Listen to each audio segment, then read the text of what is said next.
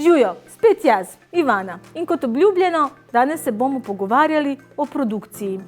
Imate skript, imate idejo. Pravzaprav pa še vedno nimate nič. Zdaj sledi to pravo delo, zdaj sledi produkcija. Zato pogledajte tale video in se lotite produkcije. Do zdaj ste že bistroumno ugotovili, da brez kakšnega snemalnika slike ne bo šlo. Kamera, fotoaparat ali telefon. Vse je odvisno od vašega budžeta in od tega, če ste zadnjič zadeli na lotu. Če ste zadeli na lotu, vam priporočamo veliko opreme. Vedno je super delati z veliko opreme. Če ste rojeni pod nesrečno zvezdo, dokler ne postanete slavni, se lahko lotite produkcije z navadnim pametnim telefonom. Vsekakor pa boste rabili plan snemanja, tako imenovano dispozicijo, ker ne glede na število opreme, brez dobrega plana in planiranja enostavno ne gre. Dispozicija nam pravzaprav pove, v katerih obdobjih dneva bomo kaj natančno snemali. Zato se izdelave lotite logično.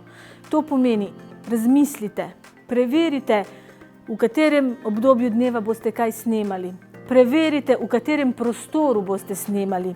Predvsem dobro razmislite, kaj lahko posnamete ob istem času. Naprimer, če se ista scena dogaja v dnevni sobi in na začetku in na koncu scenarija, obe sceni posnamite isti snemalni dan.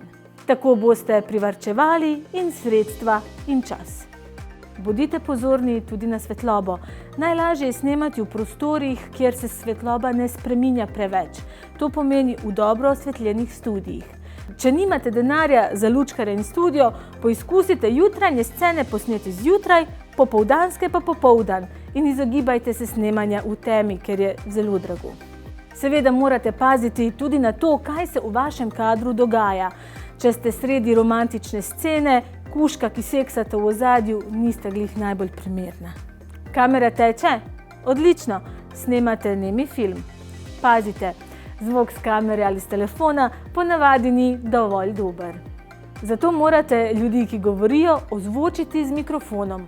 Pred akcijo preverite, če se ton snema ali posnamite nemi film. Kamera teče, ton teče. Akcija!